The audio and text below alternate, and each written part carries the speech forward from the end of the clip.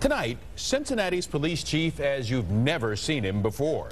Only on 9, Anchor Brendan Keefe interviews James Craig 1 year after Craig became chief. Brendan? And Clyde, as we first reported, murders are down 27% in the year since Chief Craig started. He has modernized officers' uniforms and he instituted a popular new work schedule for patrol. But the 28-year LAPD veteran has also been forced to answer questions about a national TV ad and his lack of certification as a police officer in Ohio.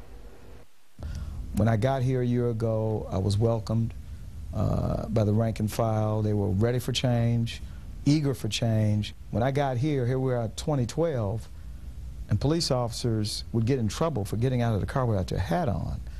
I said, how about a police officer that gets out and does some great police work, that we write them a commendation, job well done, instead of writing them up for not wearing their hat. And the thing I kept hearing when I got here, this department was ruled by fear and intimidation.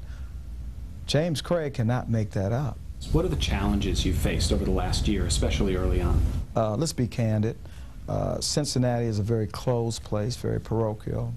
I'm from a place called Away. Certainly when we get to the place where we talk about the certification exam, when I read some of the blogs and some of the hateful things that people would say, from, is he lazy? Is he afraid he's going to fail?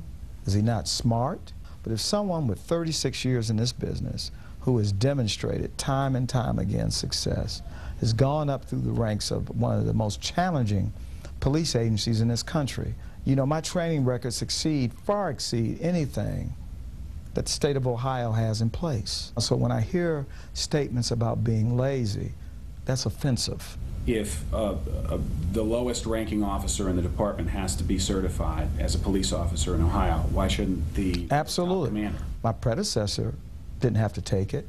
Right now I have about 130 officers in this agency that have never taken the test.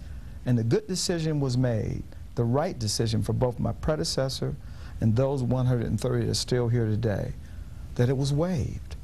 But for some reason, I'm treated differently. It's a distraction, isn't it? I mean, has it been a distraction for you? I wouldn't call it a distraction. I'm moving forward. Is it appropriate for a sitting police chief to appear in a television ad, even if you weren't paid, for a for-profit company, the University of Phoenix? Yes, and I'll say it 3 times, yes. That's more of this attitude of me being from Away. My name is James Craig. I'm committed to making a difference, and I am a Phoenix. And I say to those that have a problem with it, again, get over that one too, because I didn't get paid for it, and I did it out of my commitment to this city and to the profession. What do you think of Cincinnati? I've talked to many people that are from places called Away. Said, well, you got to understand that Cincinnati is not always welcoming. But it's hard to not welcome a person who really is committed, really committed to changing the city in a positive way. And Chief Craig talked often about his efforts to improve officer morale and was quick to share credit with others for the department's recent success. But he was clearly affected by criticisms and questions as Cincinnati's 13th police chief, the first selected from outside the department in its 210-year history. Clyde, Carol? Good interview, Brendan, and the chief is very blunt, as always. A popular uprising is trying to pry a